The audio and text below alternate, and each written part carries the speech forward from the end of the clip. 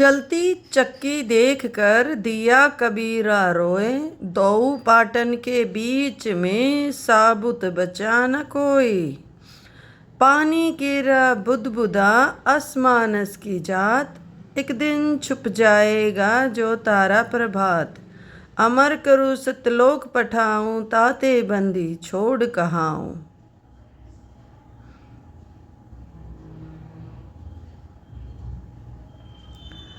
गरीब साहिब से सतगुरु भये, सतगुरु से भये संत। धर धर भेष विशाल अंग, खेले आदि और अंत।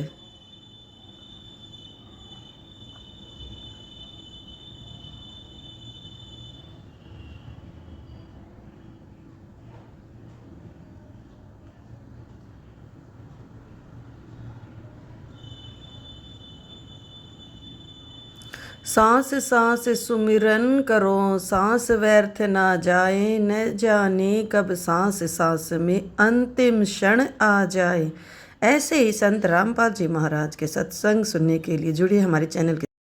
वहाँ पर या बेबे और वो सुखबीर आए। श्याम ने कहने लगा, महाराज जी नौर नो बहन का बहुत दुखली तकलीफ से घनी काल पारी है, बटे वो दारू पीओ और गढ़े क्यों शराबी तो यू काम जाना और के जाना है। बस भाई बैठ जाओ वहां पर। और ऊपर तैया बेचारी की तक कर्ण जोगी नहीं, दौरे पड़ जाते हैं, गिर जाती है। मगा भाई मारे दौरत या कबीर भक्तो भगवान सा अपना, और एक ये नाम से मेरे पास यह दवाई है इस भगवान की, और ना कोई जाड़ा ना कोई ऊपरली बारली भीतरली बताऊं, एक नाम दूंगा। नाम दे दिया जी। उसने न्यों नहीं बताया कि इसकी जबान ना उठती, न्यों कहा कि बहुत काल पारी से, बस पूछो मत ना। मतलब इसके दुख न देख का हम सारा परिवार दुखी, मेरी माँ भी रो रो का आंसू मतलब आंख फोड़ ले से, अगिया छोरी इतनी दुखी है तो मर के पांडा छूटेगा इसका। श्याम ने नाम दे दिया। सुखबीर कहने लगा जी मैं सवेरे जाऊंगा बखत है, और बेबे ने भी बहादुरगढ़ छोड़ जाऊंगा, वहां इसका भाई इंस्पेक्टर है पुलिस में कि वहां वो थाने में है, वहां छोड़ जाऊंगा। बेबे ने मैं अपनी ड्यूटी पर डीटीसी में काम करता है, वहां भाई चला जाना। सवेरे मैं उठा तो घूम घाम का आया, मैं भी 7 बजे ही वो वहीं घूमने लग रहा सुखबीर। मैं बोला रहा तू गया को ना, अगली जाऊं के आज तो बंदी छोड़ना चाड़ा पाड़ दिया। वहां क्या का पाड़ दिया, अग बस पूछो ना जी, ऐसा चमत्कार जिंदगी में हमने नहीं देखा किसी कितने भी। सुने होंगे भगवान न्यों कर दे। मेरी जीजी कहे बहन कह जो है जबान नहीं उठे थी, और सारा दिखा ली थी, बालाजी बुल्लाजी के रख के चक्कर काट लिए थे, और इस नाम में लिया था तड़के या बोलती पाई छोरी। बोल सतगुरुदेव। मने बुलाई भाई, मने भी दिखा दे वह बेबे कौन सी है, या बोला चिड़िया सी उड़ावया तो। और सुखबीर का जैसे नहीं ने बोलिए यशवंती तो बोलने लाएगी, हाँ भाई मैं ठीक होगी तो ठीक होगी, मैं ठीक होगी बोलने लग रही, जब ठीक कहता होगी या छोड़ी पड़कर चरना हमारी इतनी रोई, ओए होए बंदी छोड़े। हमारा जी घने दिन में सूत बैठे, हमारा तो इतने काल पारे थे हम तो। बंदी बोल सतगुरुदेव। ये पूर्ण परमात्मा कबीर साहब अनंत कोट ब्रह्मांड के भगवान, और जो कति बालाजी बिना बालाजी सारा हर का थक लिया, केवल एक नाम देते हैं भगवान कबीर साहब का, उसी से ये तो मुफ्त का इलाज है। और उसका असली काम बंदी छोड़ के इस मंत्र का है, जन्म मरण मिटाने का और 84 मिटाने का और सतलोक ले जाने का। बोल सतगुरुदेव की। आज मोहे दर्शन दियो जी कबीर, आज मोहे दर्शन पीर, आज मोहे दर्शन दियो, आज मोहे दर्शन दियो। सतलोक से चल कर आए, सतलोक से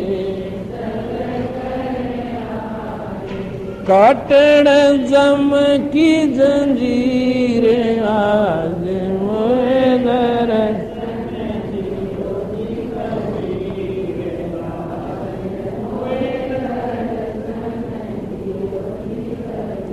थारे दर्शन से मारे पाप कटत हैं, थारे दर्शन से मारे पाप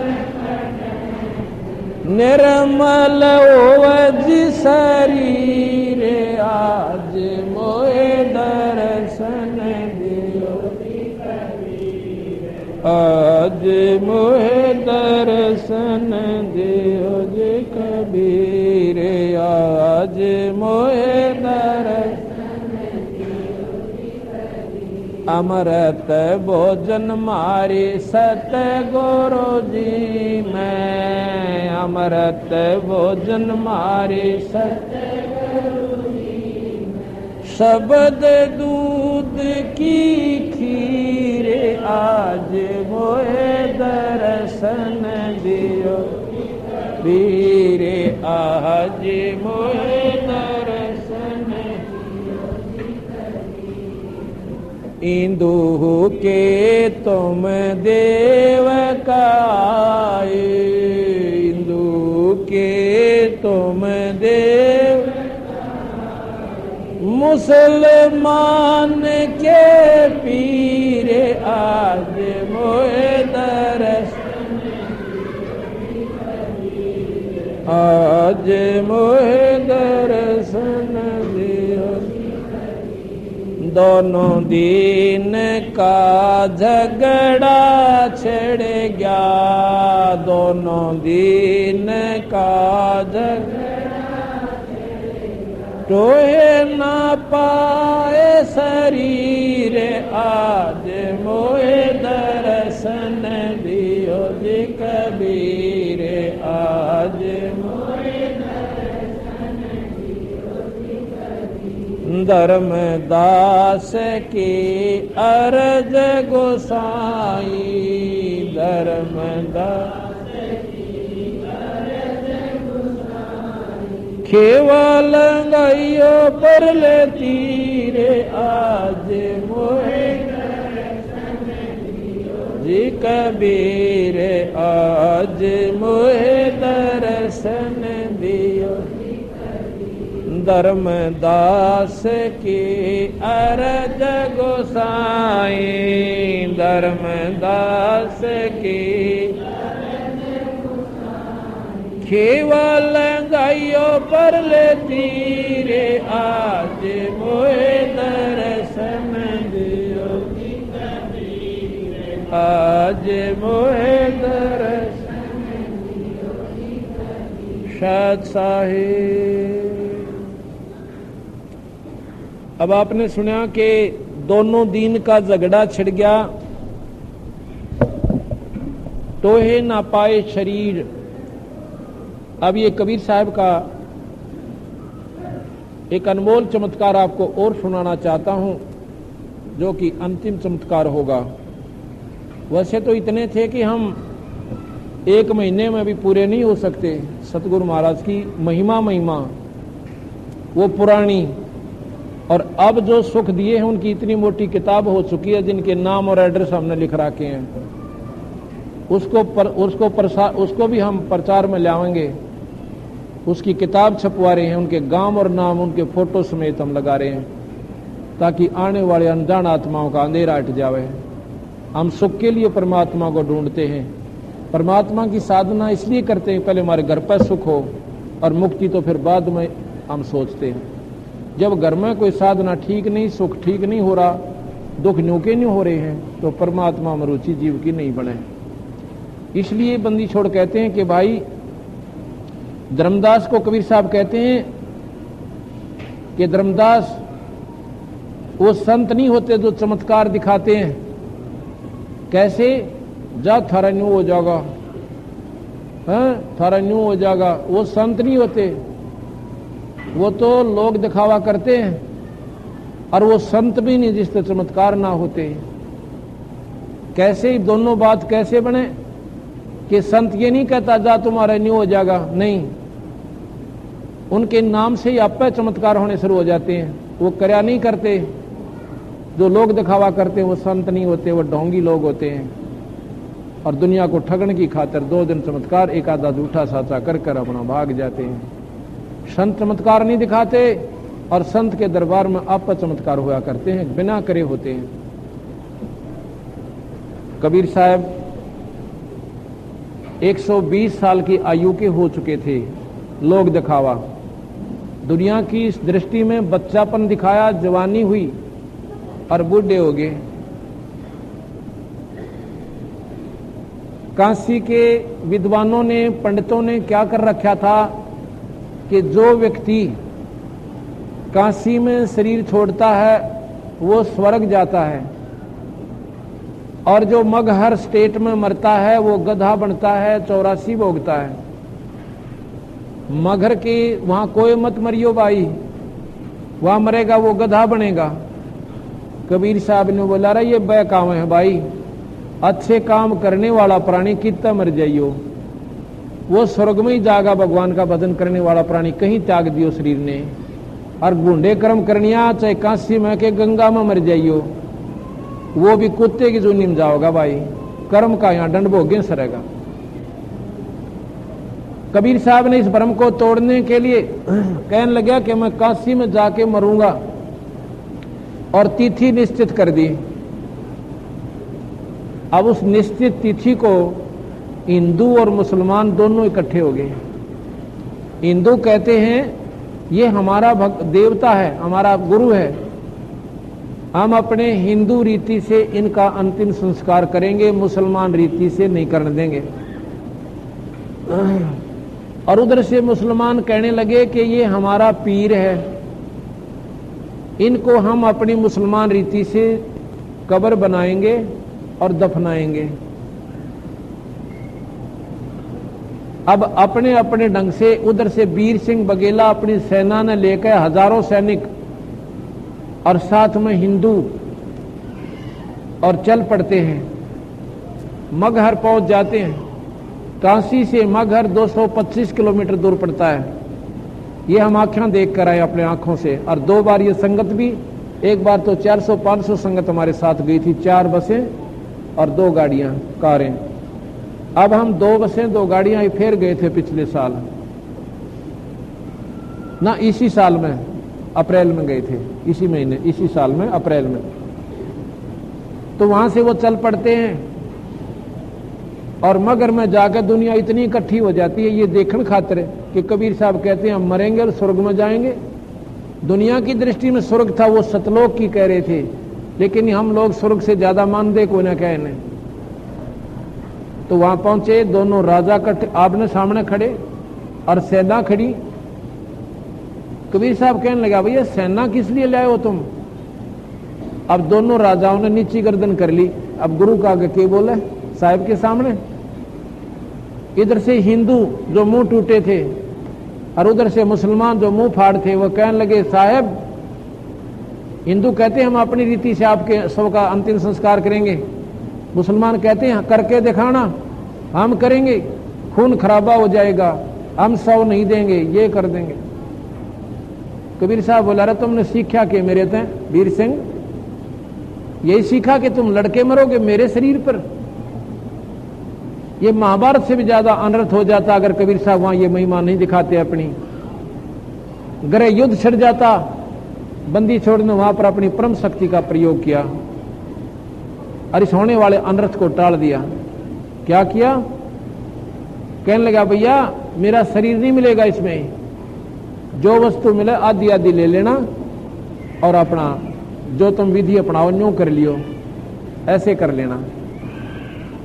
और मैं स्नान करेंगे बहते पानी में, और वहां पर एक आमी नदी है जो कि जहां महाराज ने शरीर गए थे, जहां से वहां से 2 किले पे आमी नदी बह रही है। उस आमी नदी उस समय सूखी पड़ी थी और विद्वानों ने बताया था, पंडितों ने, कि भगवान शंकर ने इसको श्राप दे रखा है, इस नदी को श्राप से सुखा दिया था।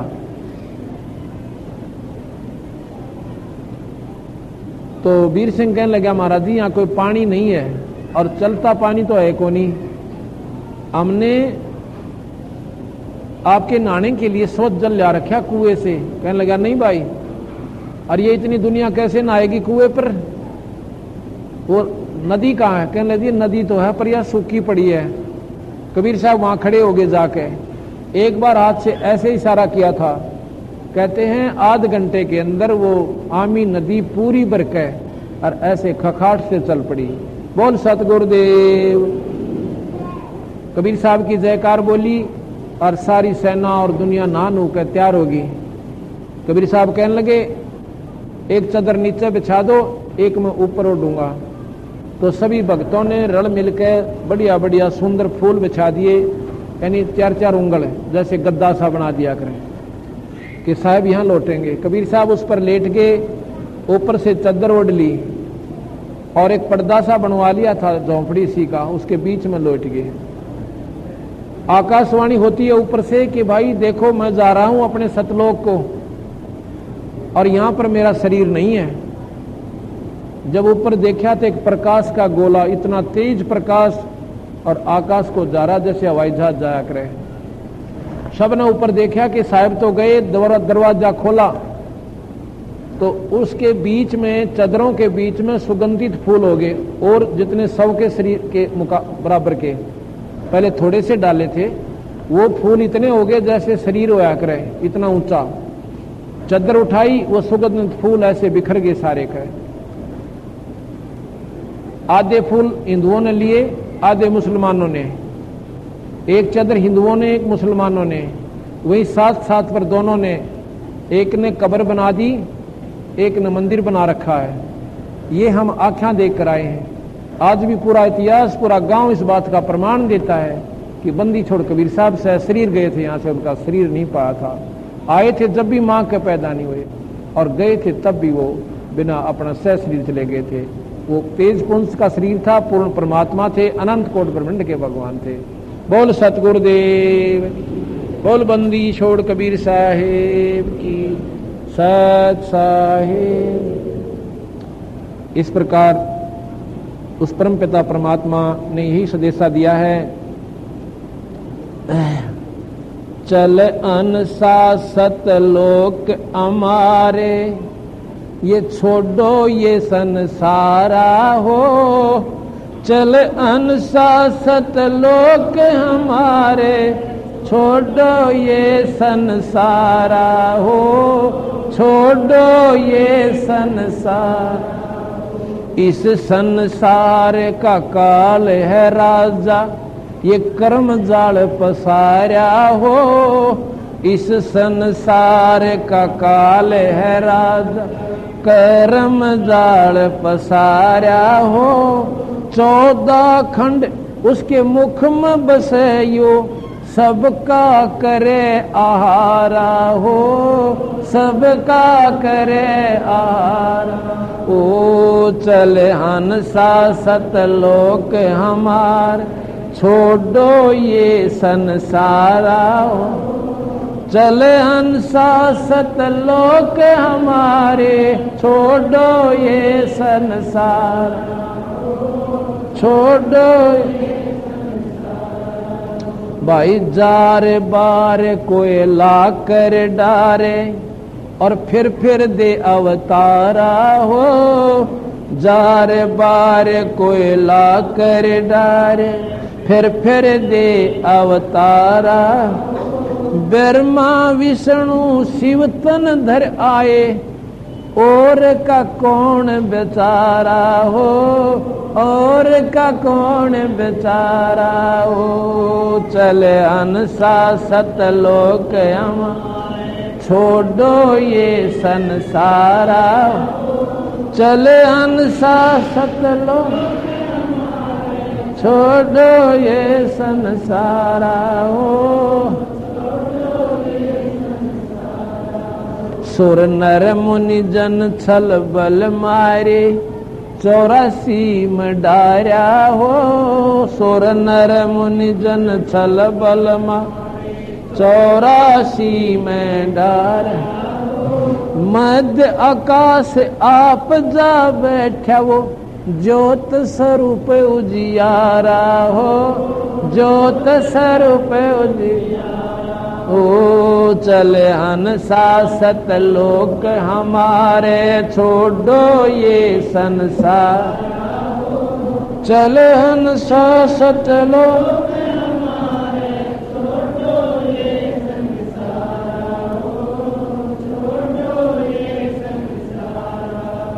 उससे परे एक और नगर है जहाँ बरसे अमृत धारा हो। उसके परे एक और नगर है जहाँ बरसे अमृत धारा हो। श्वेत स्वरूप फूल जहाँ फूले अंसा करें विहारा हो।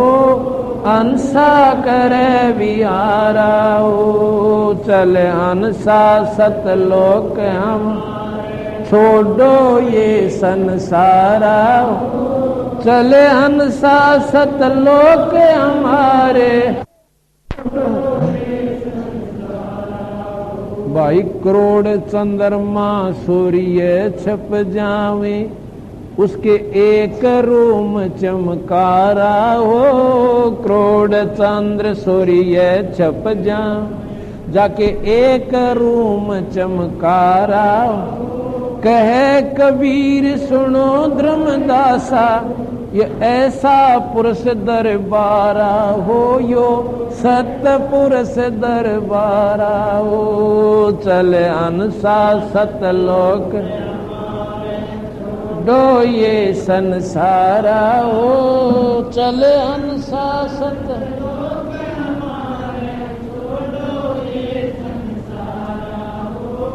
छोड़ो ये संसार सत साहिब।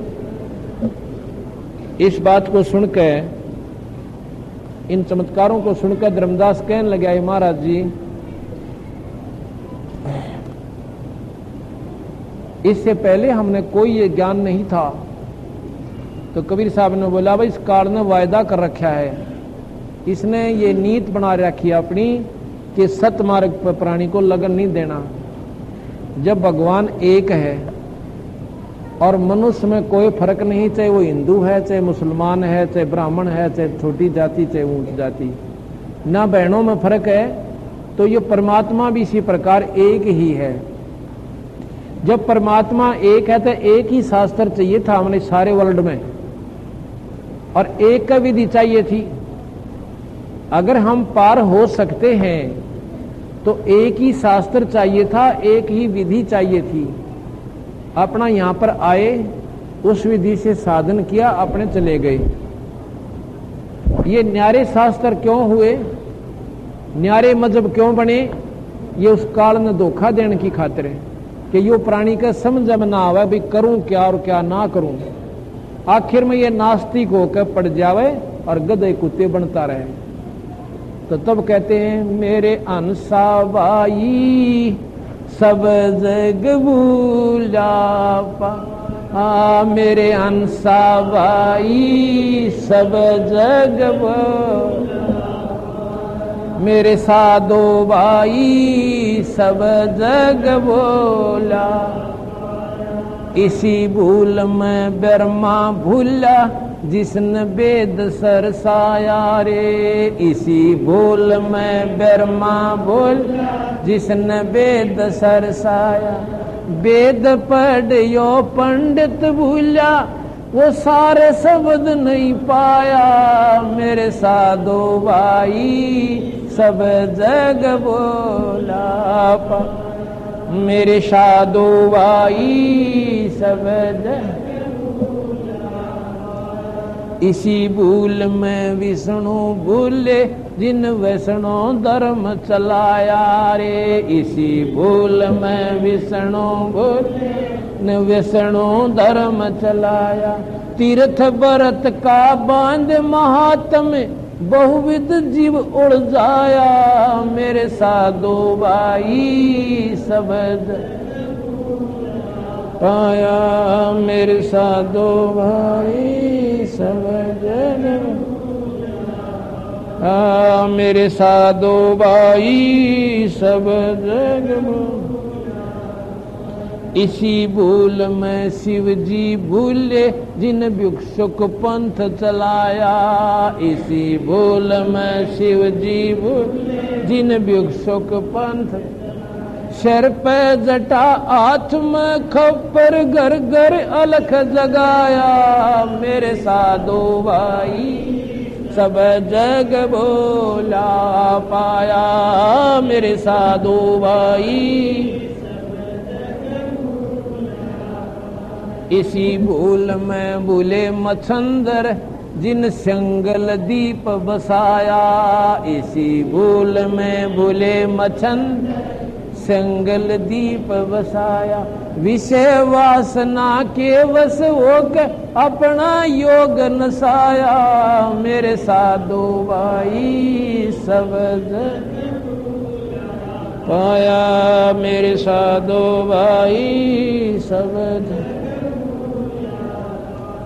इसी भूल में मोमंद भूला जिन न्याराय धर्म बनाया इसी भूल में मोमंद भूल जिसने न्याराय धर्म चलाया पर तरिया संग फेरा वर्म तालंग और मूछ कटाया मेरे साधो भाई सब जग बोला पाया मेरे साधो भाई सब जग भोला पाया। कह कबीर सुनो धर्मदासा इस भूल का भेद न पाया कह कबीर सुनो धर्मदास इस भूल का भेद न जिसने पा गया भेद भूल का वो फिर गर्भ में न आया मेरे साधु भाई सब जग मेरे साधु भाई सब सच्चाई देखो रे लोगो बोले बोलैया का तमाशा देखो रे बोले भोलैया का तमाशा देखो रे लोगो बोले भोलैया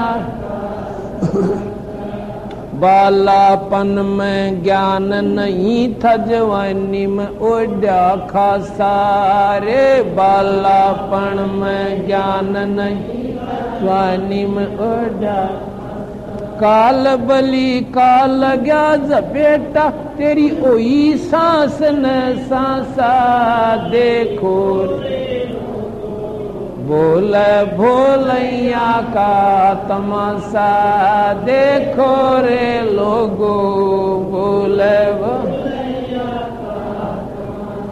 भाई जीव इतने माता रोवे बहन रोवे 10 मासा रे जीव इतने माता रोवे बहन रोवे तेरा दिन तेरी तरिया रोवे फिर करे गरवासा देखो रे लोगो भूल भोलैया का तमाशा देखो रे लोगो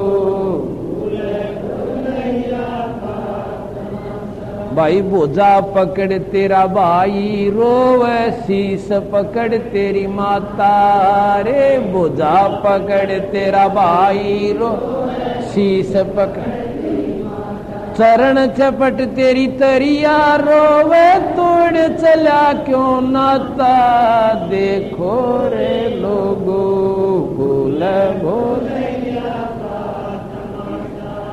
देखो रे लोगो भूल सा देखो रे लोगो भूल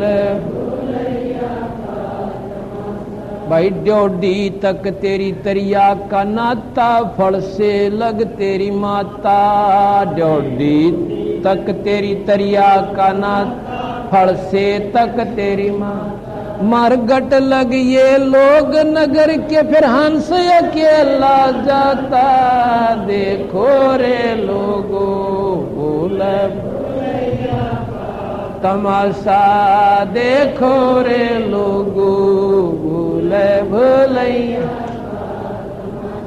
आड जड़े जो लाकड़ी बाई केस जड़े जो घासा रे आड जड़े जो लाक केस जड़े जो सोने के सिकाया जड़गी कोई न आया पासा, देखो रे लोगो बोले तमाशा, देखो रे लोगो बोले, हाँ देखो रे लोगो बोले, दराड क्या तेरा सारा रह गया जिसकी लारा था आसारे, दराड क्या तेरा सारा जिसकी, कह कबीर सुनो भाई साधो ये दुनिया का रासा, देखो रे लोगो बोले तमाशा, देखो रे लोगो बोले बोले। इस प्रकार बंदी छोड़ के भाई अरे सौदा कुछ नहीं से। आप जिनके घर में ऐसी घटना घट ली उनकी छाती पादर कर देखो आज उनके ला के बीतरी होगी। और इस काल ने ऐसी ऐसी यातना हमारे को करोड़ों असंख्यों बार दे ली, पर रास्ता दे नहीं रखा कि यहां से निकल जाए। बंदी छोड़ कहते मेरी शरण मां, और भाई तो कितना तंग पा लिया। कहते हैं भाई थे ऊपर न पैर तले न सर तेरा, ओटी थी के भजन करूंगा हर तेरा, थे ऊपर न पैर तले न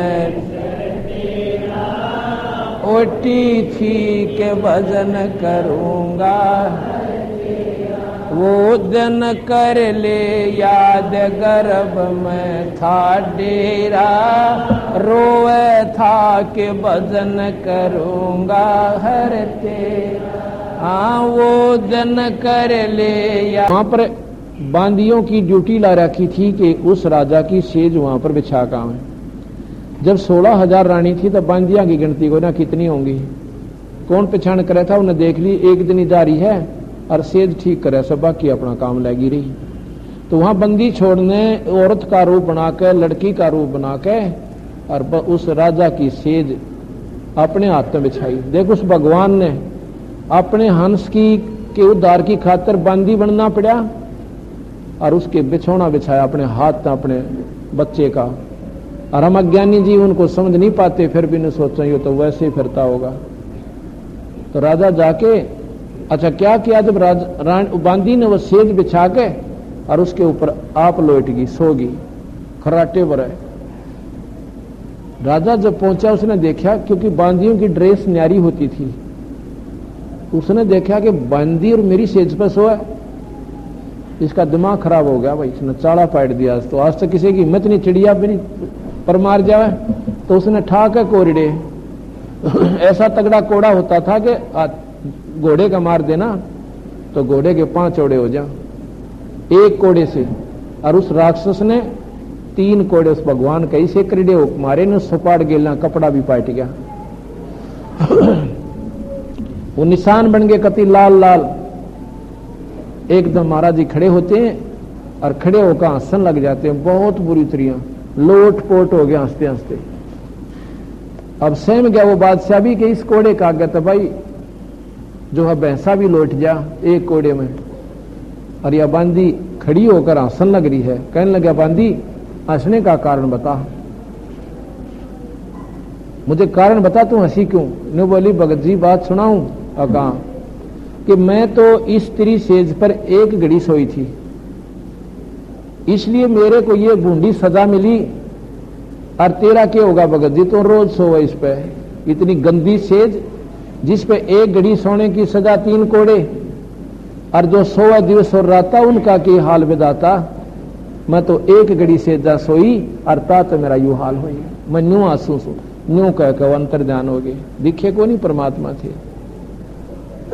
अब भाई वहां पर फिर उसको गस आएगी, फिर लाओ ठाकर न्यू कह इसका तो दौरे पड़न लाएगी। उन दिखे को नहीं कुछ भी कहो आगे जी।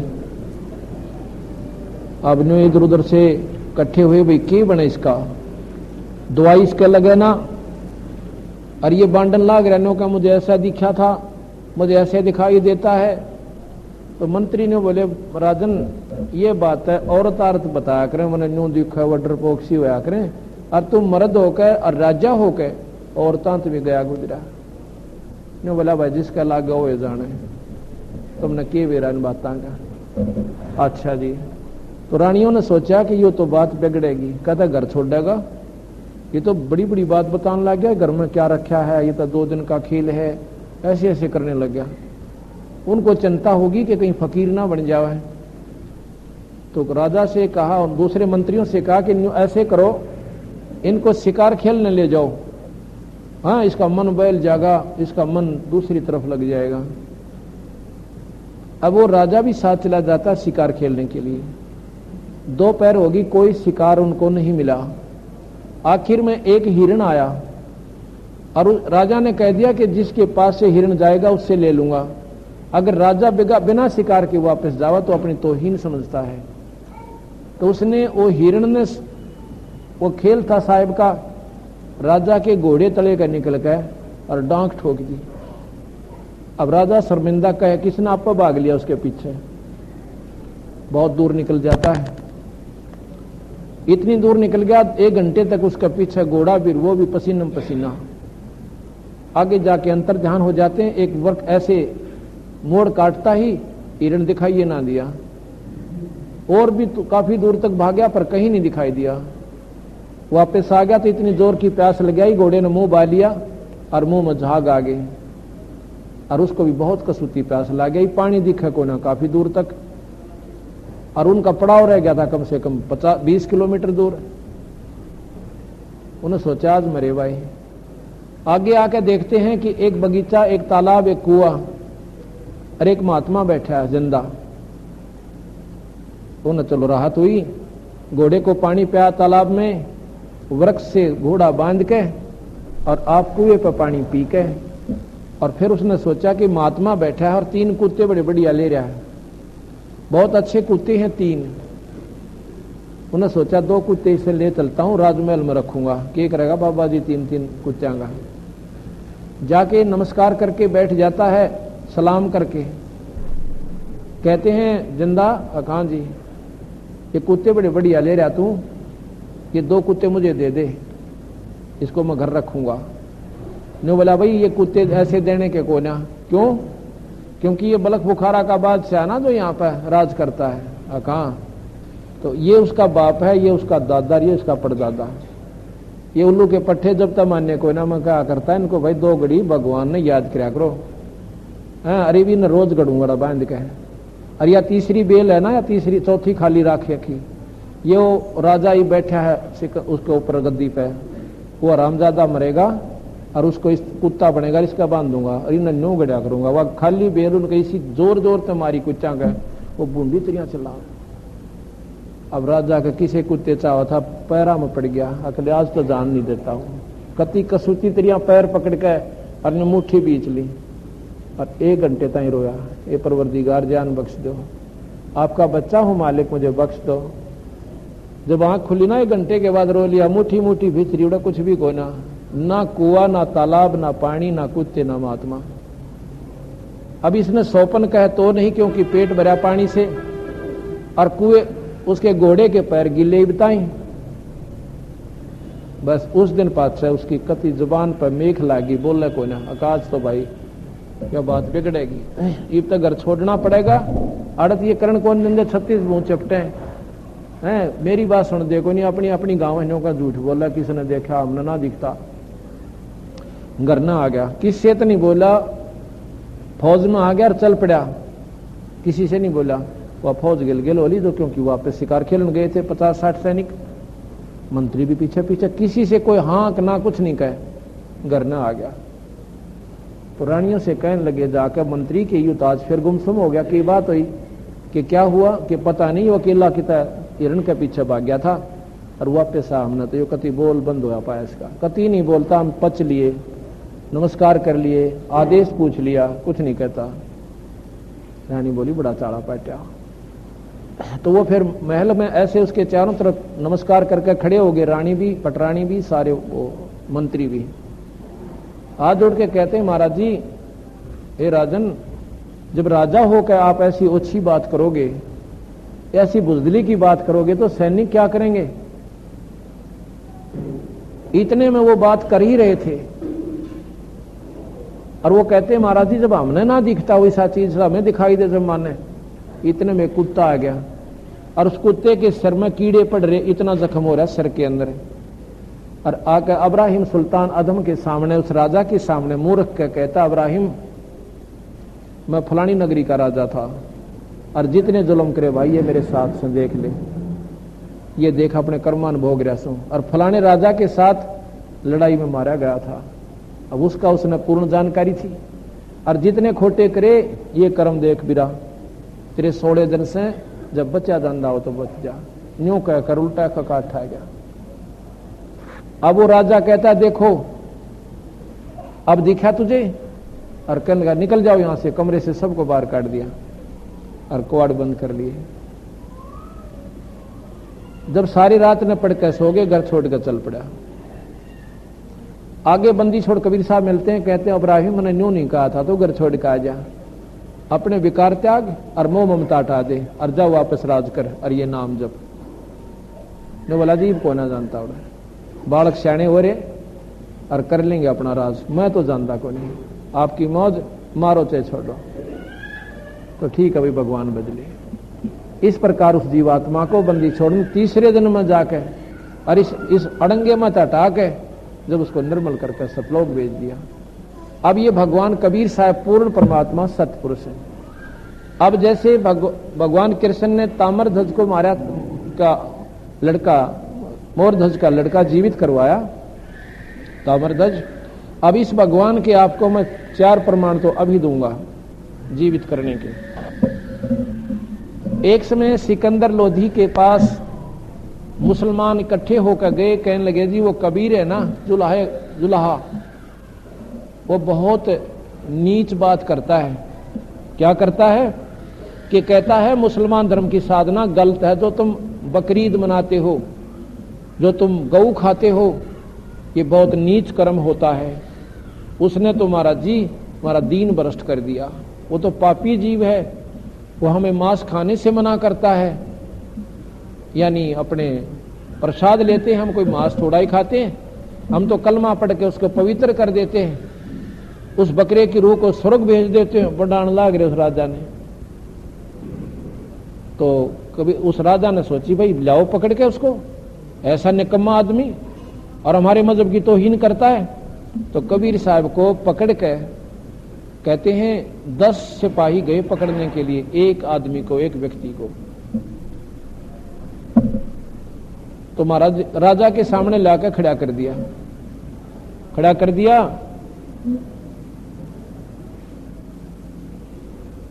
एक गऊ मंगवा ली, ग्याबन गऊ, जिसके पेट में बच्चा था। तो सिकंदर लोधी कहने लगा भाई कौन है तू? और साथ में उन्होंने ये भी कह दिया था जी वो अपने आप को भगवान बताता है, मैं खुदा हूं। और मुसलमान धर्म में खुदा को नहीं मानते कि वो आकार में आता है। ऐसा कोई कहे तो उसको काफिर कहते हैं, उसको पापी कहते हैं। तो कौन है तू? कहता मैं खुदा हूं। हाँ जी मैं खुदा हूं। कबीर साहब बोले मैं खुदा हूं, हम ही अलख अला हैं, कुतुब गोस और पीर, गरीब दास खालिक दनी। भाई हमारा नाम कबीर है। अच्छा तू खुदा है? हाँ जी। वह गऊ काट दी, तलवार की गेला 4 टुकड़े हो गए मां बेटिया के, 4 टुकड़े मां बेटा के हो गए। ने बोला तो खुदा हाथ इसने जीवित कर ले, नहीं तेरी गर्दन काट दूंगा। कबीर साहब कहने लगे खुदा की परिभाषा यही नहीं होती कि मुर्दे जिंदे कर दे, और भी परिभाषा होती है, ये तो एक उसका पार्ट है। अच्छा देख जानते हैं, एक थप की गऊ कमारी ऐसे जुड़कर खड़ी होगी, एक थप की बच्चे कमारी ऐसे जुड़कर दोनों खड़े हो गए, ला का बच्चा और दूध की डेग ठोक दी। बोल सतगुरुदेव की। कबीर साहब कहे गऊ हमारी अम्मा है, इस पर छुरी मत बा, गरीबदास की दूध नहीं, ये सब ही आत्म खा, या सब की मांस है। मुसलमानों को ये दूध देने तो नाटती नहीं और ना हिंदुओं को नकारा करती, ये सब के लिए समदृष्टि से देखती है। और इसके मांस न खाकर तुम और इस जीव को नष्ट करते हो, हत्या करते हो, इसके पापी होते हो। ये आपके परिवार को 10 साल तक दूध प्यावर घी खुआ हुआ है, इतना बढ़िया अमृत, और तुम इसके मांस ने खाकर सत्यानाश को प्राप्त होते हो। अब इस चमत्कार ने देखकर ना तो राजा बोला ना वो कैद जी बोले। महाराज गरीबदास जी कहते, कबीर साहब कहते हैं कि एक मुल्ला मस्जिद में कूक एक पुकारे बोका, इनमें कौन सा स्वर्ग में जागा, हमने लग गया धोखा। एक तो बकरे को हलाल करते हैं, आधी गर्दन काट दी 5 उड़ के, और फिर उसके ऊपर कलमा पढ़ते हैं, जैसे गायत्री मंत्र होता है ना यहाँ का, ऐसे उनका एक कलमा मंत्र है। उनने ऐसे बहका रखा उन भोली आत्माओं को, मुल्ला और काजियों ने, कि ये कलमा जिस पर पढ़ दिया ना, हलाल कर दिया जो प्राणी, वो स्वर्ग में चला जाता है और ये मांस प्रसाद बन जाता है, बस कोई पाप नहीं लगता। कबीर साहब ने बोले, जय या रूत है भीष्ट पठाई, तो कर तदबीर कबीला भाई। बकरे न तो स्वर्ग और एक पलाट पर रोड़ा मचा दे, हाँ मेरा सर, और स्वर्ग की खातिर बकरा खातिर खाली छोड़ दिया बेस्त को। यानी अगर तुझे पूर्ण विश्वास है, दृढ़ विश्वास है कि इस प्रक्रिया से परमात्मा स्वर्ग देता है, तो भाई मैं दूसरा नंबर कौन आन दे, बच्चा तो भी पहले अपनी नाड़ काटा कि मैं जाऊंगा स्वर्ग में। अगर तुझे पूर्ण दृढ़ विश्वास है कि ये स्वर्ग में बकरे की आत्मा चली गई, तो अपने लड़कियां ने काट के दिखा, अपने परिवार ने काट के दिखा दे, तो हम तेरी प्रक्रिया को सही मान लेंगे।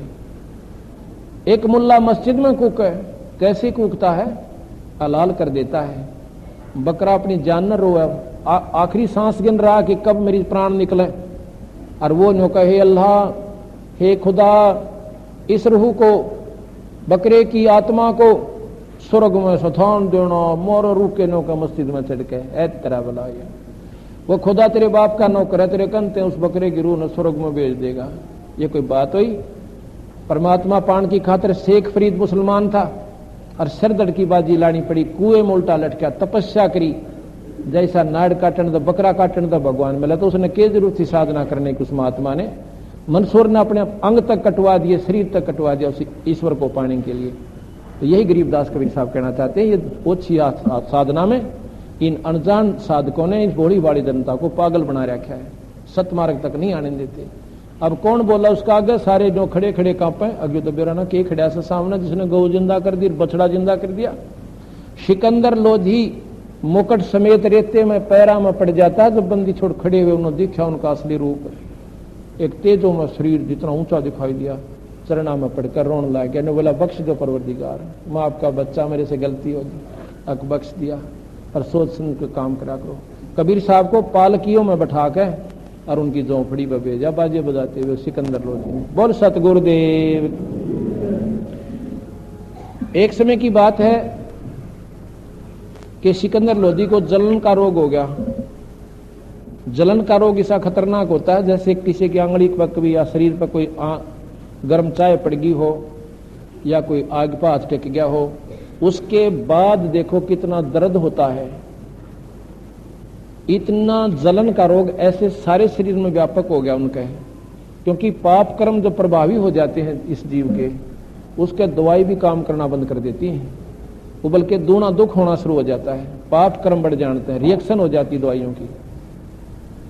उसने जी दिल्ली का बादशाह और सारे के डंडोरे पिटवा दिए, भाई जो भी बढ़िया से बढ़िया हिंदुस्तान में वैद हो और मुंह मांगा पैसा दूंगा, मेरी बीमारी काट दे।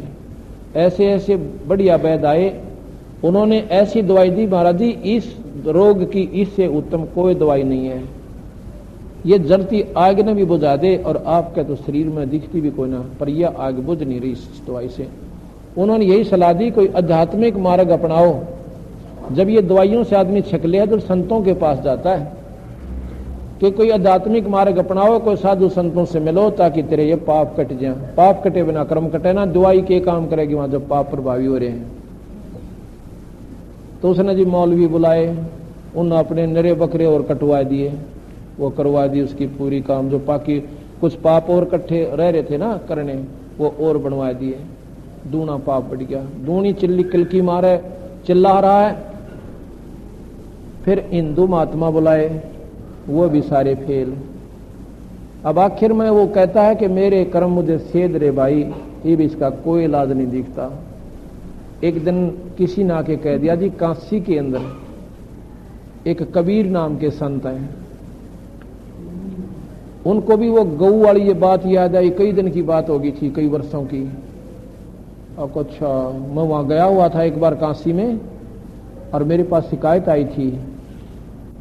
अच्छा, वो महात्मा जिसने वो गऊ जिंदा कर दी थी, कहाँ जी? तो जी वहां से दिल्ली से काशी जाने के लिए, दिल्ली से काशी लगभग 700 किलोमीटर पड़ती है। अपना खाने का सामान, लंगर, घोड़े, हाथी, पालकी और साथ में चल पड़े। तोपची तापची अपने साथ लेकर चलते थे। 4-5 दिन में वहां पर पहुंचे। एक व्यक्ति घोड़े पर पहले भेज दिया कि राजा आ रहा है, और वहां का नवाब वीर सिंह बघेला था। उसका पूरा नाम है वीर भानु सिंह बघेल, लेकिन शॉर्ट में महाराज गरीबदास जी उसको वीर सिंह बघेला कहते हैं।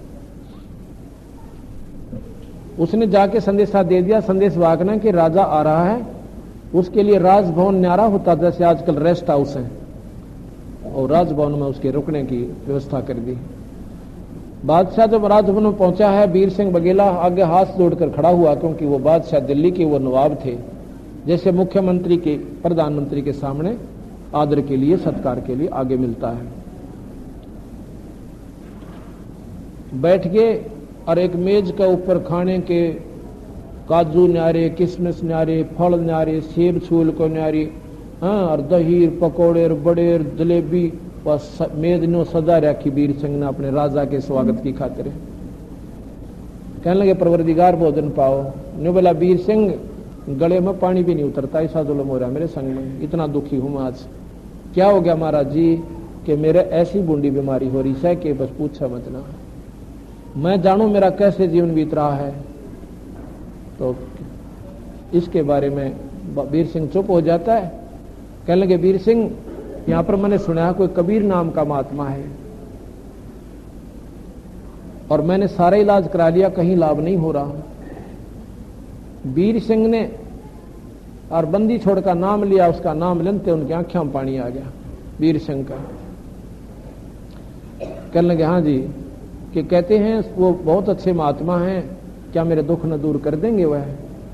वीर सिंह ने बोला जी वो परमात्मा हैं, अगर उनकी रजा हो जाए वो जो चाह कर सकते हैं, क्योंकि वो पहले से शिष्य महाराज का हो चुका था उनके चमत्कार देख के।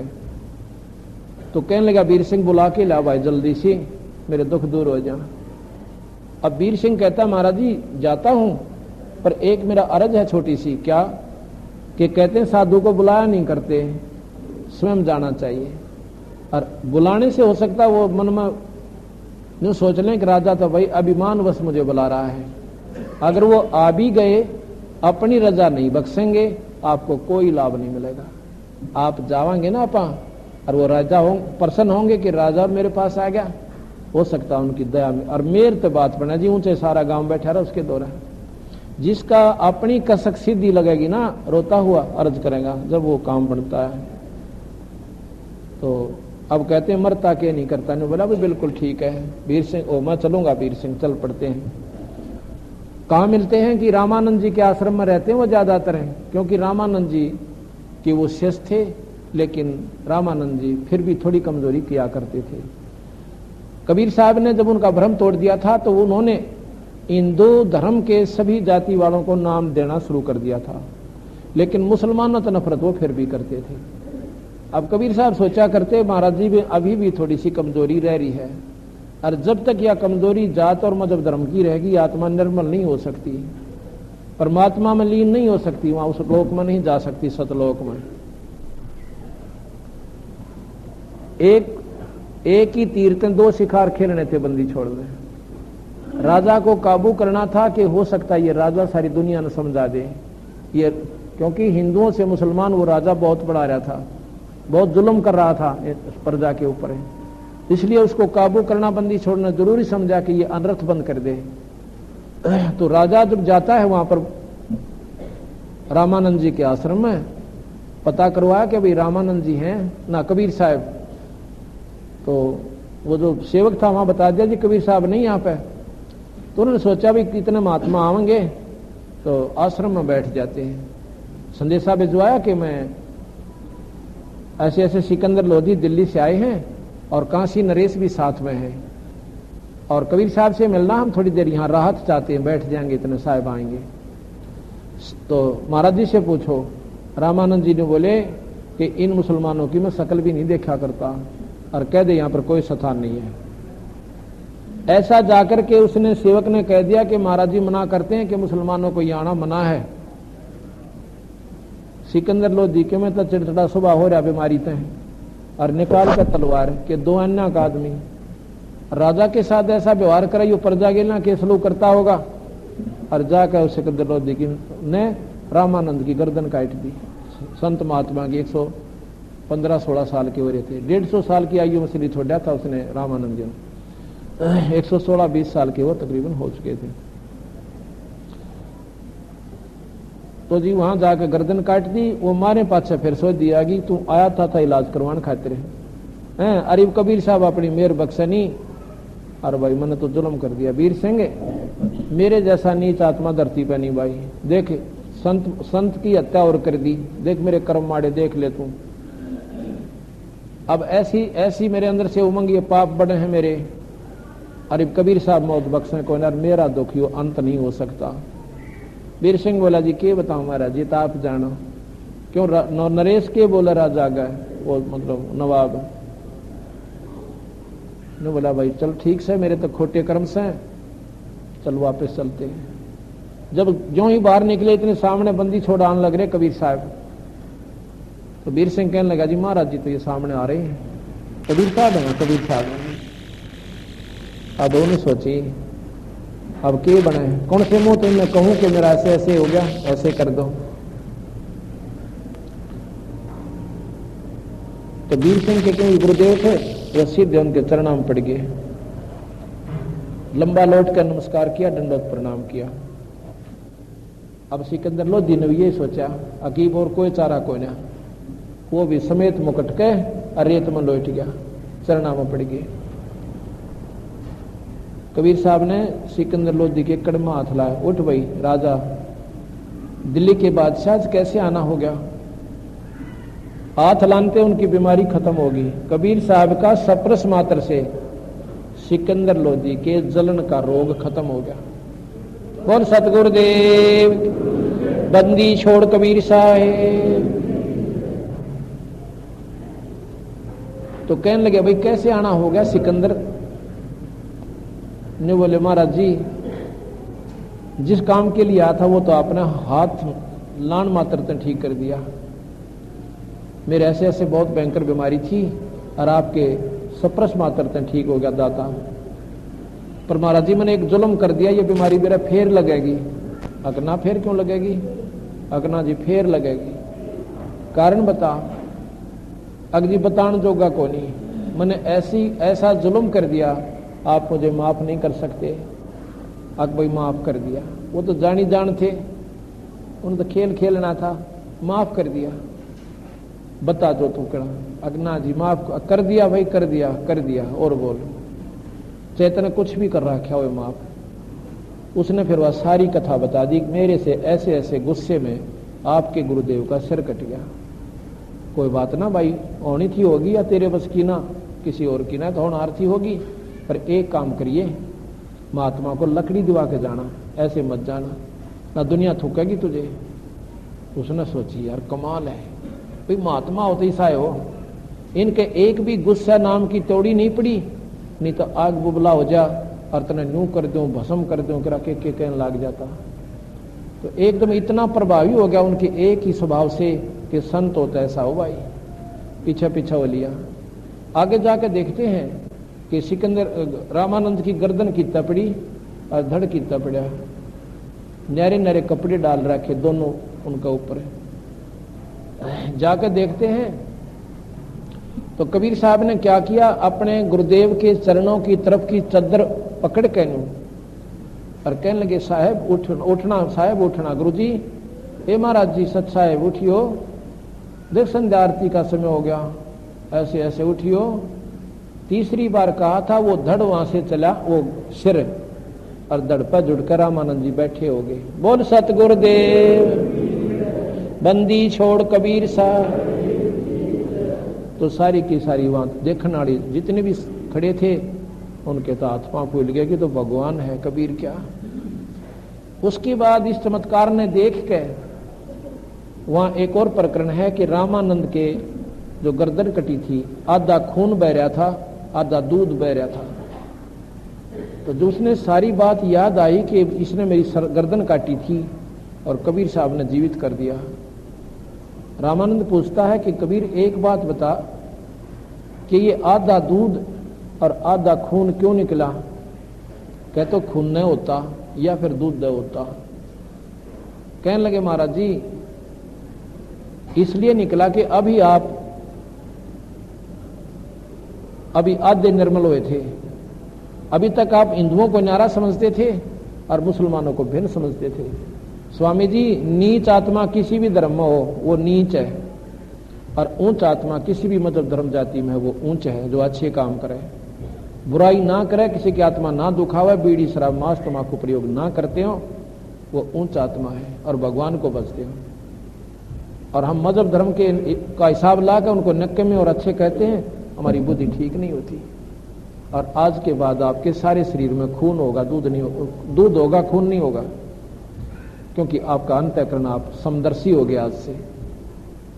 इस प्रकार फिर सिकंदर लोधी ने ये चमत्कार जब देखा, चरण पकड़ लिए बंदी छोड़ के, ने बोले महाराज जी हे परवरदिगार एक बार दिल्ली चलो, हमारे परिवार का उद्धार हो जाएगा, आपके चरण पड़ेंगे।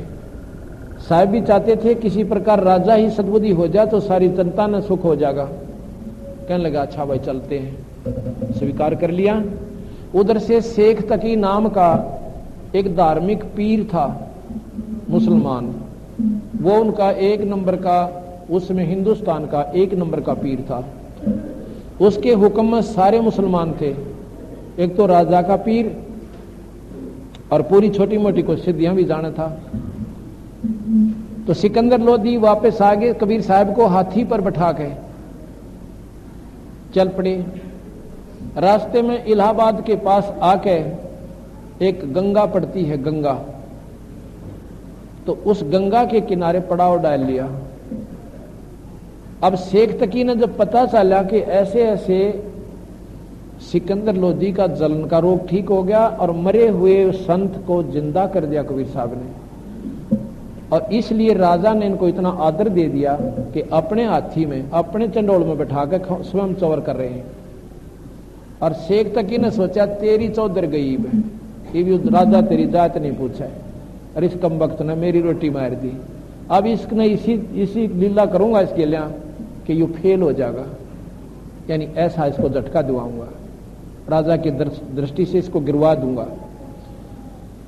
जब पड़ाव डाला तो सिकंदर लोधी के पास वो शेख तकी अपने डेरे से आकर कहने लगा, सिकंदर लोधी मेरी बात सुनो राजन आकान जी, एक तरफ ले गए कि आप इस काफर को साथ लेकर आए हो, आपको मालूम है मुसलमानों पर क्या बुरा प्रभाव पड़ेगा और सारे मुसलमान आपसे खिलाफ हो जाएंगे।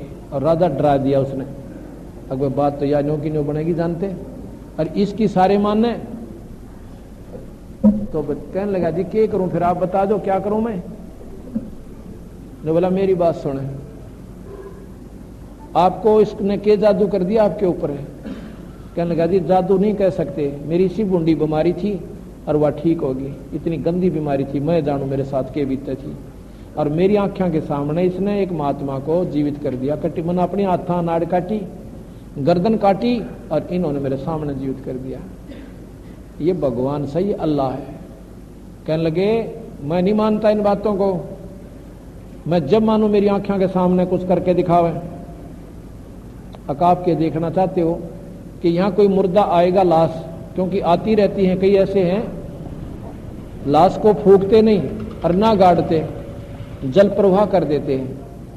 कहने लगे वो कहता है शेख तकी कि कई बार यहां पर लाश आ जाती है ऐसे मुर्दों की, अगर कोई शव आ गया और ये जिंदा कर देगा तो मैं इसको परमात्मा मान लूंगा, नहीं तो डंडोरा पीट दूंगा, तू झूठ बोलता है, ये भी झूठ बोलता है। अब राजा ने साहिब से कहा कबीर साहब से, जी उस मेरा शेख तकी नूर न्यू कह रहा महाराज जी, मेरा जीना आराम करेगा जाते ही। कबीर साहब ने बोले तू चिंता ना करे, यू काम मेरा है, आप आराम से बैठ जाओ। अब साहब ने वो भी कृपा करी कि एक लाश आई 13 साल के 14 साल के बच्चे की। सिकंदर लोधी एकदम गया सिकंदर लोधी के पास शेख तकी, कहने लगे महाराज राजन के बुला उस कबीर को, और ये मुर्दा आ रहा है इसको जीवित कर दे, मैं मान जाता हूं। ऐसे ऊंचा ऊंचा बोले। सारे के सारे उस किनारे पर खड़े हो जाते हैं, मुर्दा सामने आने का इंतजार करते हैं।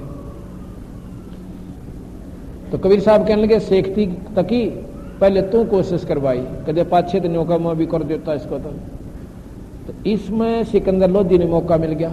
अगर हाँ जी बिल्कुल आप करो कोशिश। पहले शेख तकी अपना ला गया, जंतर मंत्र फूं फा करन के था, कुछ भी कोई नहीं, वो बहुत आगे चला गया। तो शेख तकी ने बोला जी ये भी नहीं कर सकता, ये तो चाहता है शेख कबीर कि ये मुर्दा निकल जा, हाथ तक तेरी इज्जत बच जा। कबीर साहब कहने लगे पीर जी आप बैठ जाइए आराम से। बंदी छोड़ खड़े होते हैं और ऐसे इशारा करते हैं उंगली का, वो लाश वापस। सत साई भक्तजनों, ऐसे ही संत रामपाल जी महाराज के सत्संग, प्रवचन और विचार विशेष संदेश सुनने के लिए हमारे चैनल से जुड़े रहे। सत साई।